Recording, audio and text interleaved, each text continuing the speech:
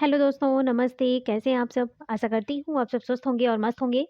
दोस्तों, मेरा नाम चंदन शर्मा है। मेरे यूट्यूब चैनल टीचिंग बाय चंदन शर्मा में आप सभी का स्वागत है। तो दोस्तों सीडीपी सीडीपी की बहुत इंपॉर्टेंट क्लास है। तो आप लोग इस चैनल पर आज तक बने रहिएगा और ज़्यादा से ज़्यादा लोगों को शेयर कीजिएगा। अगर आप केबीएस की तैयारी कर रहे हैं, डी ट्रिपल एस भी है, केबीएस है, डी ट्रिपल एस भी है, CTET, super TET, super TET और यूपी टेट, है ना? तो ये सारे एग्ज़ाम के लिए बहुत ज़्यादा इंपॉर्टेंट है क्लास।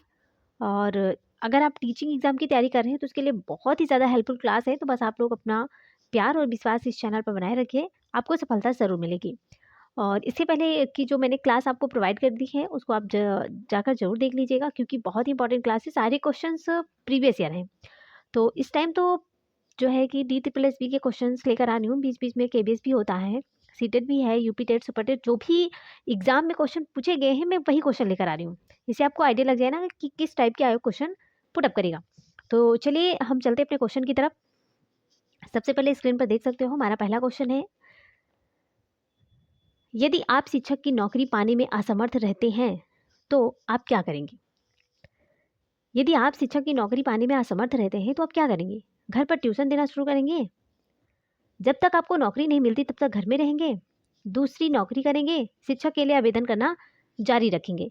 देखिए 2014 में क्वेश्चन पूछा गया था दोस्तों, इंपॉर्टेंट है। आपको बताना है कि यदि आप शिक्षक की नौकरी पाने में असमर्थ रहते हैं तो आप क्या करेंगे? बताइए आप क्या करेंगे?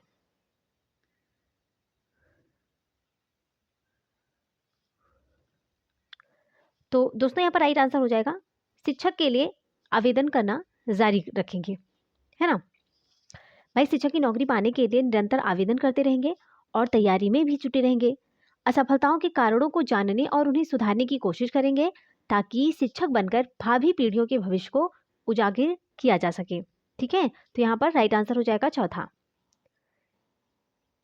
दोस्तों आप लोग इस सेशन को प्लीज़ लाइक कर दीजिएगा। लाइक करने के साथ साथ अपने दोस्तों तक इसको शेयर कर दीजिएगा। जो भी टीचिंग एग्जाम की तैयारी कर रहे हैं उन तक इस सेशन को जरूर शेयर कर दीजिएगा। ठीक है, और जितने लोग पहली बार हमें सुन रहे हैं वो चैनल को सब्सक्राइब करके बेल आइकन को प्रेस कर लेंगे, जिससे नेक्स्ट नोटिफिकेशन तक जरूर पहुंचे। तो यहाँ पर नेक्स्ट क्वेश्चन है कि निम्न में से कौन सा कौशल आपके विचार में एक शिक्षक के लिए सबसे इंपॉर्टेंट है?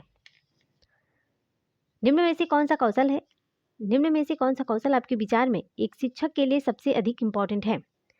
बच्चों की गहनता से पाठ्य समझने में मदद करने की क्षमता, बच्चों की सभी व्यायाम करने में मदद करने की क्षमता, ग्रंथों से संभावित कार्यों को करवाने की क्षमता, ग्रंथों पर अपनी राय रखने में बच्चों की मदद करने की क्षमता। ये भी 2014 में क्वेश्चन पूछा गया था। इसका राइट आंसर क्या हो जाएगा? बताइए इसका राइट आंसर क्या हो जाएगा? देखिए सबसे पहले बात करते हैं, इसमें लिखा गया है, क्वेश्चन कहता है कि निम्न कौन सा कौशल आपके विचार में एक शिक्षक के लिए सबसे अधिक इंपॉर्टेंट है? तो बच्चों की गहनता से पाठ समझने में मदद करने की क्षमता, ये तो भाई सही बात है। सेकंड कहता है कि बच्चों की सभी व्यायाम करने में मदद करने की क्षमता, ये ऑप्शन गलत है। तीसरा कहता है कि ग्रंथों से संभावित कार्यों के करवाने की क्षमता, ये भी गलत है। चौथा कहता है कि ग्रंथों पर अपनी राय रखने में बच्चों की मदद करने की क्षमता, ये भी ऑप्शन गलत है। राइट आंसर हो जाएगा पहला। ठीक है, क्योंकि एक शिक्षक के लिए सबसे इंपॉर्टेंट ये होता है कि वो विद्यार्थी की अधिक से अधिक कौशल का विकास करे ताकि बच्चों में गहनता से पाठ को समझने की क्षमता हो सके। इन कौशलों में पढ़ना, सुनना, लिखना, बोलना, चारों ही कौशल का विकास होता है। तो सबसे पहले होता है पढ़ना, पढ़ना होता है, देन उसके बाद में सुनना होता है, पढ़ना, सुनना और लिखना और बोलना। ठीक है, ये सारे कौशल होते हैं। सुबोपली, ठीक है, आपने पढ़ा होगा ना, ये फार्मूला है सुबोपली, सुबोपली, सुनना, बोलना, पढ़ना, लिखना। क्लियर? चलो जी नेक्स्ट क्वेश्चन देखते हैं।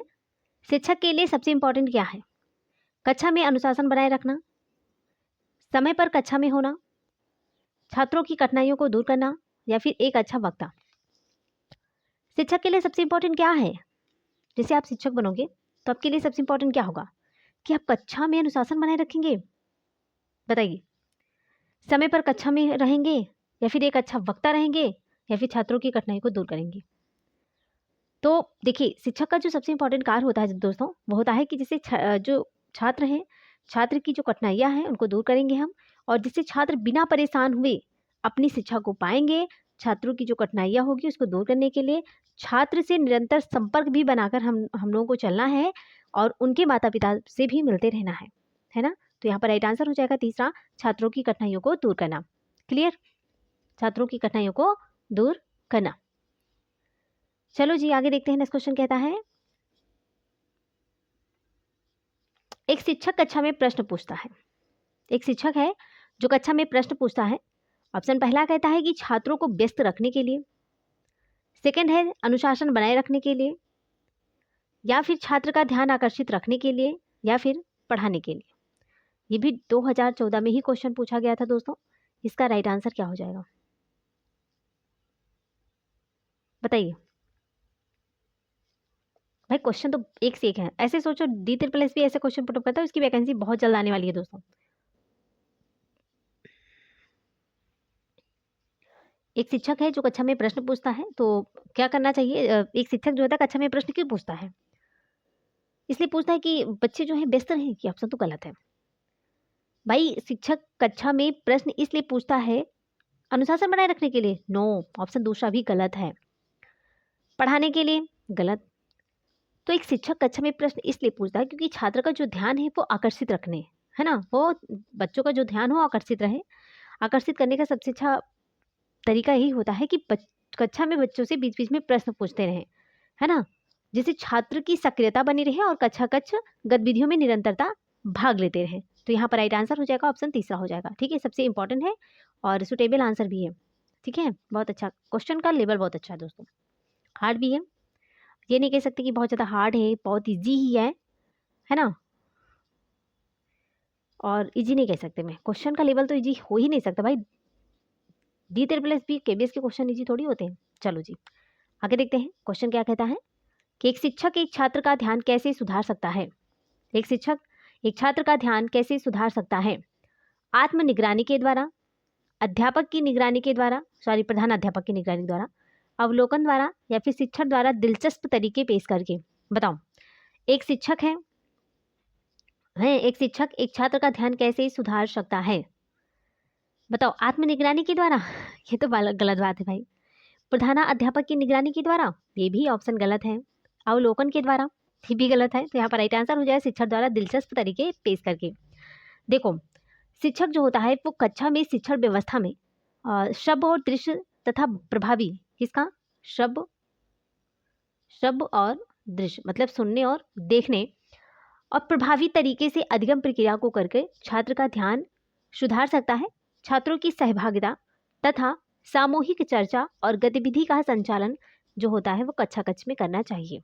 इससे बच्चा जो है, बच्चों का जो ध्यान है उसको हम सुधार सकते हैं इसके माध्यम से। ठीक है, तो यहाँ पर राइट आंसर हो जाएगा चौथा। चलो जी आगे देखते हैं। नेक्स्ट क्वेश्चन क्या कहता है, छात्रों का एक समूह दूसरे छात्रों को परेशान करता है। भाई छात्र का एक समूह है जो दूसरे समूह को परेशान करता है, तो आपकी क्या प्रतिक्रिया होगी? आपकी प्रतिक्रिया क्या होगी बताइए? छात्रों को सजा देंगे, उनके माता पिता के पास ही भेज देंगे, छात्रों को व्यक्तिगत रूप से परामर्श देंगे, या फिर उन्हें गंभीर चेतावनी देंगे? बताइए क्या करेंगे? छात्रों का एक समूह है जो कि दूसरे समूह को परेशान करता है, तो आपकी प्रतिक्रिया क्या होनी चाहिए? बताओ, आपकी प्रतिक्रिया क्या होगी?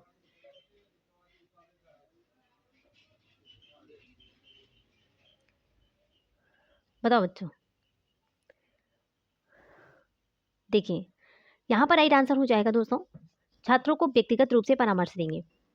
भाई छात्र के जैसे छात्र हैं तो छात्रों को दोनों समूहों में व्यक्तिगत रूप से क्या करेंगे, मिलकर के जो परेशान है ना, परेशान करने का कारण जानेंगे, और सबसे पहले हम उसके कारण जानेंगे, है ना। जैसे एक छात्रों का एक समूह है दूसरे छात्रों को परेशान करता है, तो सबसे पहले हम क्या करेंगे, बच्चों से व्यक्तिगत पर्सनली जाकर हम क्या करेंगे, वो परेशान जो कर रहे हैं ना बच्चे, उनके हम कारण को जानेंगे, और उनका कारण जानने के बाद में दोस्तों उसका निदान भी करेंगे। ऐसा नहीं कि कारण जानने के बाद में हम कुछ करेंगे नहीं, तो कारण जानेंगे, फिर कारण जानकर उनके निदान के लिए परामर्श भी देंगे, है ना, ताकि कक्षा कक्ष की जो गतिविधि है वो सुचारू रूप से चल सके।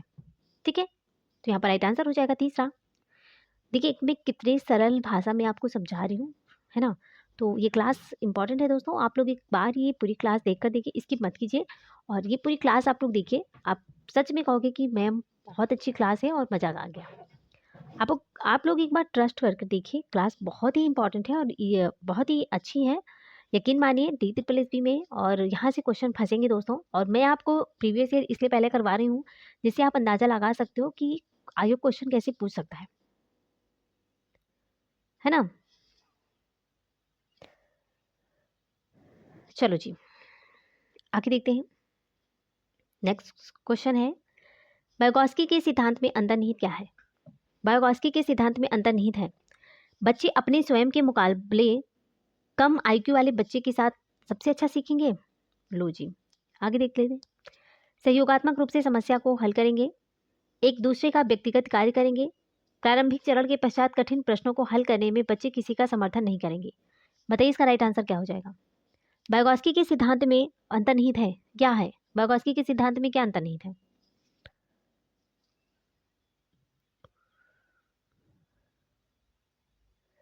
तो यहाँ पर देखिए लियो बायोगॉस्की के अनुसार अगर मैं बात करती हूँ तो लियो बायोगॉस्की के अनुसार सांस्कृतिक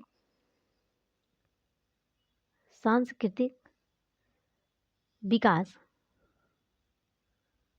सांस्कृतिक विकास मानसिक विकास के लिए भी इम्पॉर्टेंट है। सांस्कृतिक जो विकास है वो मानसिक विकास के लिए भी क्या है, इम्पॉर्टेंट है। लियो बायोगॉस्की के अनुसार छात्र जो है वो सामाजिक तथा सांस्कृतिक में सहयोगात्मक रूप से समस्या को आसानी से सुलझा सकते हैं। इसमें एक दूसरे के विचारों का आदान प्रदान आसानी से होता है। ZPD आपने पढ़ा है ना, सीटेट का फेवरेट क्वेश्चन है। बायोगॉस्की से 2-4 नंबर के क्वेश्चन हमेशा सीटेट में आते रहते हैं। तो हमने जो है कि हमारी जाकर प्लेलिस्ट में आप देख सकते हो, मैंने बाकायदा डिटेल में बायोगॉस्की को पढ़ाया है, कोहलबर को बताया है ना। तो सीटेट में जो भी इंपॉर्टेंट टॉपिक है मैंने उसको डिटेल में पढ़ाया है और प्रीवियस ईयर क्वेश्चन भी आपको सॉल्व करवाया है। तो वो सारी क्लास बहुत ज़्यादा इंपॉर्टेंट है, आप लोग जाकर वहाँ पर विजिट करके देख सकते हो। और ये क्लास भी इंपॉर्टेंट है, ठीक है। तो आप लोग जो है कि उस क्लास को भी मिस मत करिए, है ना, वो भी क्लास बहुत ज़्यादा इंपॉर्टेंट है। तो यहाँ पर राइट आंसर क्या हो जाएगा दोस्तों, यहाँ पर है सहयोगात्मक रूप से समस्या को हल करेंगे, ठीक है। चलो जी, आगे देखते हैं नेक्स्ट क्वेश्चन क्या है। यदि कोई लड़की नियमित रूप से स्कूल में नहीं आती है तो आप कोई चिंता नहीं करेंगे, उसका नाम ही काट देंगे, प्राचार्य से शिकायत करेंगे, माता पिता से मिलेंगे और उन्हें प्रोत्साहित करेंगे। सही बात है, बहुत ईजी आंसर है इसका। भाई कोई लड़की है जो नियमित रूप से स्कूल नहीं आती है तो आपका आपका फर्ज ये होता है, आप टीचर हो तो आपका फर्ज है कि आप कोई चिंता नहीं करेंगे, ये तो गलत है। उसका नाम क्यों काटेंगे भाई, प्राचार्य से शिकायत करेंगे कि बच्ची स्कूल नहीं आती है, ये भी गलत है। तो आप क्या करेंगे, आपके स्कूल की एक लड़की अगर नियमित रूप से स्कूल नहीं आती है तो आप उसके माता पिता से मिलेंगे, उसके कारण को जानेंगे और उसको प्रोत्साहित भी करेंगे, ठीक है। तो यहाँ पर राइट आंसर हो जाएगा चौथा, राइट आंसर हो जाएगा चौथा। चलो नेक्स्ट क्वेश्चन है कि शिक्षक का व्यवहार कैसा होना चाहिए। शिक्षक का व्यवहार होना चाहिए प्रशासकीय, शिक्षाप्रद, आदर्शवादी, निर्देशात्मक। बताइए शिक्षक का व्यवहार कैसा होना चाहिए, शिक्षक का व्यवहार कैसा होना चाहिए। तो शिक्षक का व्यवहार प्रशासकीय नहीं होना चाहिए, शिक्षाप्रद भी नहीं होना चाहिए, ना निर्देश देना चाहिए। तो शिक्षक का जो व्यवहार होता है वो आदर्शवादी होना चाहिए। कैसा, आदर्शवादी। देखिए अध्यापक का व्यक्तित्व छात्रों पर गहरा प्रभाव डालता है। छात्र अध्यापक को आदर्श मानकर उनके सभी गुणों का अनुकरण करके वैसे ही बनना चाहते हैं। इसलिए एक शिक्षक को सच्चरित्र, परिश्रमी, कर्तव्यपरायण और परोपकारी भी होना चाहिए जिससे छात्रों के ऊपर अच्छा प्रभाव पड़े, ठीक है। तो यहाँ पर राइट आंसर हो जाएगा तीसरा। चलो जी आगे देखते हैं नेक्स्ट क्वेश्चन क्या कहता है। विद्यार्थियों को समूह शिक्षण से निम्नलिखित में से कौन सी अपेक्षा होती है। विद्यार्थियों को समूह शिक्षण से निम्नलिखित में से कौन सी अपेक्षा होती है। समूह से गुण दोष विवेचन प्राप्त करने की, कार्य को समान रूप से वितरित करने की, व्यक्तिगत दृष्टिकोण की उपेक्षा करने की, पृथक विद्यार्थियों को समूह की ओर आकर्षित करने की। बताइए इसका राइट आंसर क्या हो जाएगा। विद्यार्थियों को समूह शिक्षण से निम्नलिखित में से कौन सी अपेक्षा होती है। तो यहाँ पर राइट आंसर हो जाएगा दोस्तों, यहाँ पर राइट आंसर हो जाएगा पृथक विद्यार्थी को समूह की ओर आकर्षित करने की, पृथक विद्यार्थी को समूह की ओर आकर्षित करने की, ठीक है। क्योंकि इस सिद्धांत पर यह इस सिद्धांत पर आधारित है कि एक व्यक्ति की योग्यता और ज्ञान से सामूहिक योग्यता व ज्ञान अधिक प्रभावी है। समूह कार्य शर्मीले, ग्रामीण व सुदूर क्षेत्रों के छात्रों जो अकेले होते हैं से सामाजिक मेलजोल बढ़ाता है। ठीक है, चलो जी नेक्स्ट क्वेश्चन देखते हैं कि विद्यार्थी के अवांछनीय व्यवहार को सुधारने के क्रम में सर्वाधिक प्रभावी विधि कौन सी है? बताओ जी। विद्यार्थी के अवांछनीय व्यवहार को सुधारने के क्रम में सर्वाधिक प्रभावी विधि कौन सी है? विद्यार्थी को दंड देना, इस विषय में अभिभावकों को सूचित करना। चलिए आगे ऑप्शन देखते हैं। अवांछनीय व्यवहार के कारणों का पता लगाना और समाधान करना, या फिर इसकी उपेक्षा करना। तो उपेक्षा तो होगा नहीं, राइट आंसर हो जाएगा तीसरा, क्योंकि अवांछनीय व्यवहार के कारणों का पता लगाएंगे और उसका समाधान करेंगे। ठीक है भाई, अवांछनीय व्यवहार के कारणों का पता लगाएंगे और समाधान करेंगे। व्यवहार परिवर्तन परिकल्पना के अनुसार सभी व्यवहार एक निश्चित प्रक्रिया के द्वारा संचालित होते हैं। सर्वप्रथम हम क्या करेंगे? समस्याओं को प्रभावित किया जाना चाहिए, व्यवहार परिवर्तन का एक तरीका निर्धारित किया जाना चाहिए, एक प्रभावी पुनर्बलन की पहचान करना चाहिए और व्यवहार परिवर्तन के लिए पुनर्बलन का प्रयोग भी करना चाहिए। तो यहाँ पर राइट आंसर हो जाएगा तीसरा। नेक्स्ट क्वेश्चन की बात करते हैं तो सूक्ष्म शिक्षा प्रणाली माइक्रो टीचिंग सिस्टम की शुरुआत 1961 में किस यूनिवर्सिटी में हुई थी? सूक्ष्म शिक्षा प्रणाली माइक्रो टीचिंग सिस्टम की शुरुआत 1961 में किस यूनिवर्सिटी में हुई थी? Stanford university, Oxford university, Delhi university या फिर एमएस यूनिवर्सिटी? बताइए इसका राइट आंसर क्या हो जाएगा? इसका राइट आंसर क्या हो जाएगा?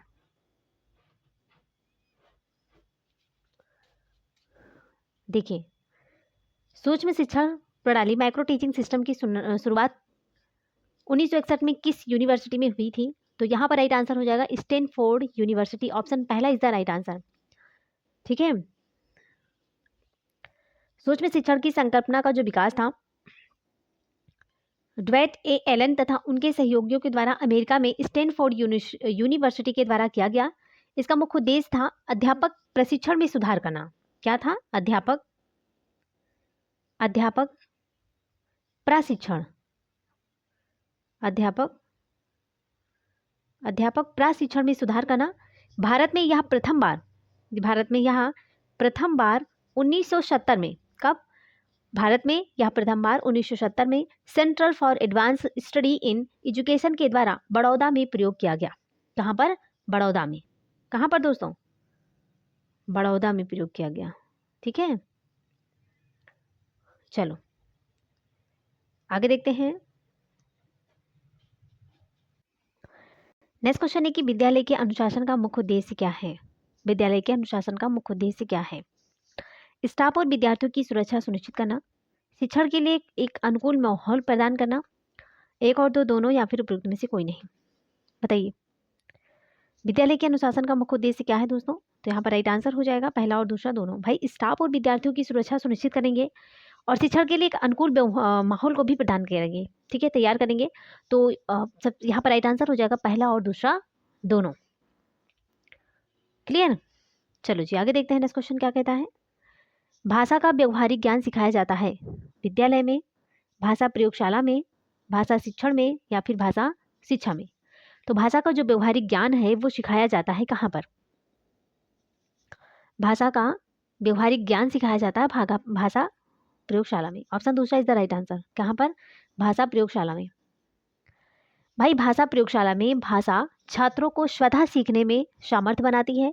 इसमें रिकॉर्डेड टेप के द्वारा छात्र भाषा अध्ययन पर आधारित पाठ को बार बार तब तक सुनता है जब तक वह भाषा को सीख नहीं लेता। और इसका सबसे पहले प्रयोग कब किया गया था दोस्तों? तो इसका सबसे पहले प्रयोग 1960 में। कब? 1960 में। हाँ, 1960 के दशक में अमेरिका में हुआ था। कहाँ पर? 1960 के दशक में अमेरिका में। ठीक है, ये इंपॉर्टेंट लाइन है, इसको आप लोग नोट डाउन कर लीजिएगा। चलो जी, यहाँ तो राइट आंसर क्या था? ऑप्शन दूसरा था, भाषा प्रयोगशाला में। नेक्स्ट क्वेश्चन है कि निम्नलिखित में से कौन एक अच्छी समय सारणी का नियम नहीं है? नहीं पूछा गया है। निम्नलिखित में से कौन एक अच्छी समय सारणी का नियम नहीं है? लचीलापन, निष्ठुर अध्यापक, विविधता, प्रयासों का समन्वय? तो यहाँ पर राइट आंसर हो जाएगा निष्ठुर अध्यापक। ठीक है, क्योंकि ये निगेटिव है। भाई, लचीलापन होता है, विविधता होती है, प्रयासों का समन्वय होता है, लेकिन निष्ठुर अध्यापक नहीं है। तो एक अच्छी समय सारणी का नियम नहीं है निष्ठुर अध्यापक, क्योंकि निगेटिव पूछा गया है तो निगेटिव का निगेटिव ही होगा। ऑप्शन दूसरा इज द राइट आंसर। ठीक है, ऑप्शन दूसरा is the right answer. Next question है कि टीचर्स डायरी में निम्नलिखित में से किस विषय पर चर्चा की जाती है। टीचर्स डायरी में निम्नलिखित में से किस विषय पर चर्चा की जाती है। कक्षा की समय सारणी, शिक्षण संतुष्टि, एक और दो, दोनों, या फिर कोई नहीं। बताओ टीचर्स डायरी में किस विषय पर चर्चा की जाती है। तो शिक्षक डायरी उसके दैनिक गतिविधियों का लेखा जोखा है। यह शिक्षक को अपने काम के साथ व्यक्तिगत संबंध बनाने और अपनी गतिविधियों में सक्रिय रुचि बनाने व अपनी कमियों का स्मरण रखने में सहायक है। ऑप्शन तीसरा इज द राइट आंसर हो जाएगा। पहला और दूसरा दोनों हो जाएगा। ठीक है, कक्षा की समय सारणी भी होगी और शिक्षण संतुष्टि भी होगी। चलो आगे देखते हैं। नेक्स्ट क्वेश्चन है कि यदि विद्यार्थी पूछे गए प्रश्नों का उत्तर नहीं दे पाता है तो अध्यापक को स्वयं उत्तर देना चाहिए, अध्यापक को विद्यार्थी से प्रश्न पूछना चाहिए, विद्यार्थी को उत्तर देने के लिए प्रोत्साहित करना चाहिए, या फिर विद्यार्थी को दंड देना चाहिए। तो यदि विद्यार्थी पूछे गए प्रश्नों का उत्तर नहीं दे पाता है तो अध्यापक को स्वयं उत्तर देना चाहिए। भाई ये कहाँ लिखा है कि अध्यापक बच्चों से प्रश्न पूछे तो खुद ही आंसर दे दे, ये गलत आंसर है। अध्यापक को विद्यार्थी से प्रश्न पूछना चाहिए। आगे भी देख लेते हैं। विद्यार्थी को उत्तर देने के लिए प्रोत्साहित करना चाहिए, ये बात सही है, क्योंकि विद्यार्थी पूछे गए प्रश्नों का उत्तर अगर नहीं दे पाता है तो विद्यार्थी को उत्तर देने के लिए प्रोत्साहित करना चाहिए कि बेटा प्रश्न इसका आंसर दो, है ना, उसको प्रोत्साहित करना चाहिए। ऑप्शन तीसरा इज द राइट आंसर हो जाएगा। ठीक है, नेक्स्ट क्वेश्चन है कि स्कूल में विद्यार्थियों के लिए एजुकेशनल टूर शैक्षिक भ्रमण जरूरी है, क्यों। स्कूल में विद्यार्थियों के लिए एजुकेशनल टूर शैक्षिक भ्रमण जरूरी है, क्यों। विद्यार्थी यात्रा में खुशी का अनुभव करते हैं, विद्यार्थियों को शिक्षा बोझ नहीं लगती, विद्यार्थी प्रत्यक्ष अनुभव के द्वारा सेगमेंट की जानकारी प्राप्त करते हैं, या फिर विद्यार्थी यात्रा का आनंद लेते हैं। बताइए इसका राइट आंसर क्या हो जाएगा। स्कूल में विद्यार्थियों के लिए एजुकेशनल टूर शैक्षिक भ्रमण क्यों जरूरी है, शैक्षिक भ्रमण जरूरी है क्यों। यहाँ पर राइट आंसर हो जाएगा विद्यार्थी प्रत्यक्ष अनुभव के द्वारा सेगमेंट की जानकारी प्राप्त करता है। ऑप्शन तीसरा इज द राइट आंसर, क्योंकि विद्यालय के लिए अथवा अवकाश के दिनों में छात्रों को शिक्षा की दृष्टि से इंपॉर्टेंट स्थानीय स्थानों पर सामाजिक परिस्थितियों के अध्ययन के लिए बाहर ले जाया जाता है। इससे छात्रों के ज्ञान में वृद्धि होती है, वे सामाजिक जीवन का ज्ञान प्राप्त करते हैं और निजी समुदाय का मूल्यांकन करने में सक्षम होते हैं। ठीक है, चलिए नेक्स्ट क्वेश्चन पे बात करते हैं। तो दोस्तों यहाँ पर हमारे क्वेश्चन समाप्त हो चुके हैं। थैंक्स फॉर वॉचिंग, दिल से बने रहने के लिए दोस्तों। सबसे पहले आप इस सेशन को लाइक कर दीजिएगा, लाइक करने के साथ साथ इसको शेयर कर दीजिएगा। जो भी कंपटीशन एग्जाम की तैयारी कर रहे हैं एंड जो टीचिंग एग्जाम की प्रिपरेशन कर रहे हैं उन तक आप लोग इस सेशन को जरूर पहुंचा दीजिए, और कमेंट बॉक्स में प्यारा सा कमेंट जरूर डाल दीजिएगा, जिससे मुझे भी थोड़ी सी मोटिवेशनल फील हो, है ना। जितने लोग चैनल पर पहली बार विजिट कर रहे हैं वो चैनल को सब्सक्राइब करके बेल आइकन को प्रेस कर लेंगे, जिससे नेक्स्ट नोटिफिकेशन तक जरूर पहुंचे। तो चलिए दोस्तों, इसी के साथ हम मिलते हैं नेक्स्ट वीडियो में। तब तक के लिए bye bye, take care, see you.